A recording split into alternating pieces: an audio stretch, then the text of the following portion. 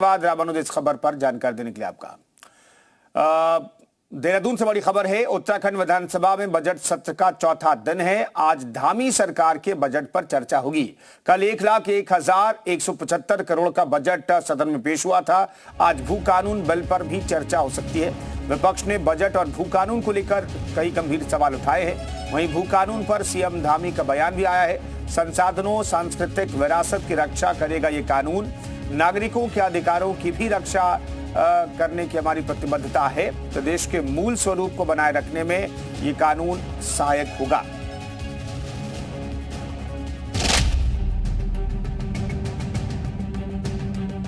आदरणीय अध्यक्ष जी, यह अत्यंत गर्व का विषय है। धामी सरकार का धाकड़ बजट, हर वर्ग को तोहफे मिले खटाखट। महिला, किसान, युवा पर खास फोकस। कनेक्टिविटी से विकास को रफ्तार। धामी सरकार ने विकास के रोड मैप का बजट पेश कर दिया है। यह बजट 1,01,175 करोड़ का है।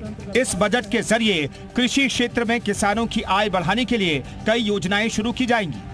ऊर्जा क्षेत्र में बिजली उत्पादन बढ़ाने और सभी को बिजली पहुंचाने पर ध्यान केंद्रित किया जाएगा।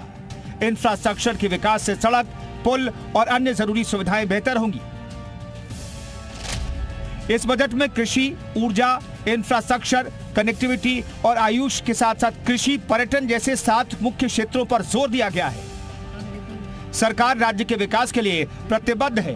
धामी सरकार के 1,01,175 करोड़ के बजट में इंफ्रा पूंजीगत खर्च के लिए 14,763 करोड़, हरिद्वार ऋषिकेश कॉरिडोर के लिए 168 करोड़, स्टार्टअप वेंचर फंड के लिए 20 करोड़, प्रवासी उत्तराखंड परिषद के लिए 1 करोड़, इलेक्ट्रिक बसों के लिए 6.5 करोड़, यूसीसी क्रियान्वयन के लिए 30 करोड़, स्प्रिंग रिजुविनेशन के लिए 125 करोड़, भारतीय न्याय संहिता के लिए 20 करोड़, जलवायु परिवर्तन शमन के लिए 60 करोड़, आरटीई के लिए 178.83 करोड़ आवंटित किए गए हैं।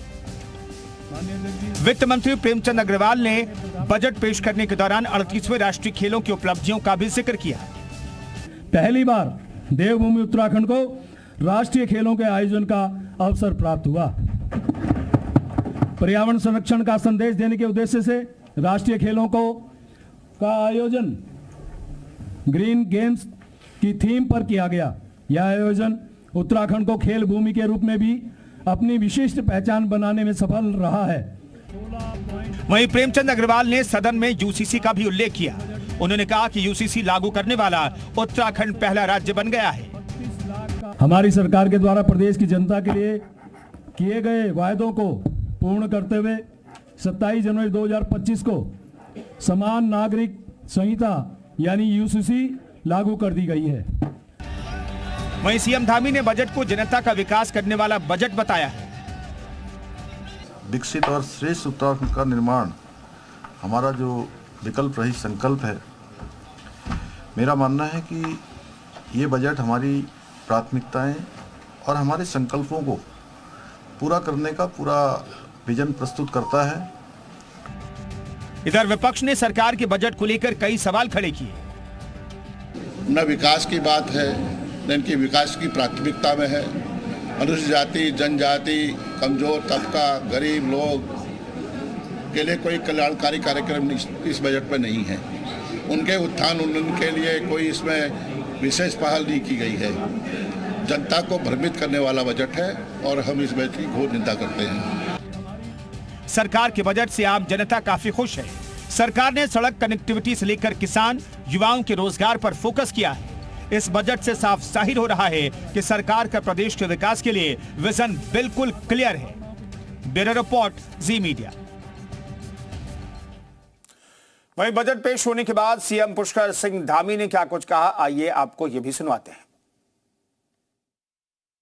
वित्त मंत्री जी को और उनकी पूरी टीम को बहुत बधाई देता हूँ, बहुत शुभकामनाएं देता हूँ कि विकसित और श्रेष्ठ उत्तराखंड का निर्माण हमारा जो विकल्प रहित संकल्प है।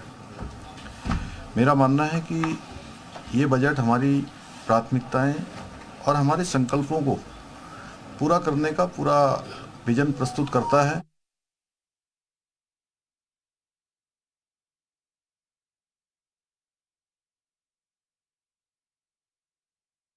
अर्थ को लेकर, वित्त को लेकर जो रोड मैप है, जो भविष्य की योजनाएं हैं, उसको भी प्रस्तुत करता है।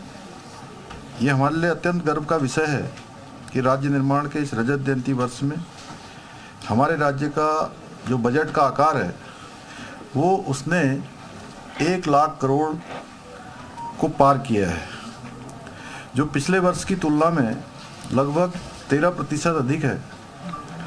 और 2001 और 2 के हमारे पहले बजट की तुलना में, जब पहला बजट राज्य स्थापना के बाद प्रस्तुत हुआ था, उससे यह बजट हमारा 24 गुना अधिक है।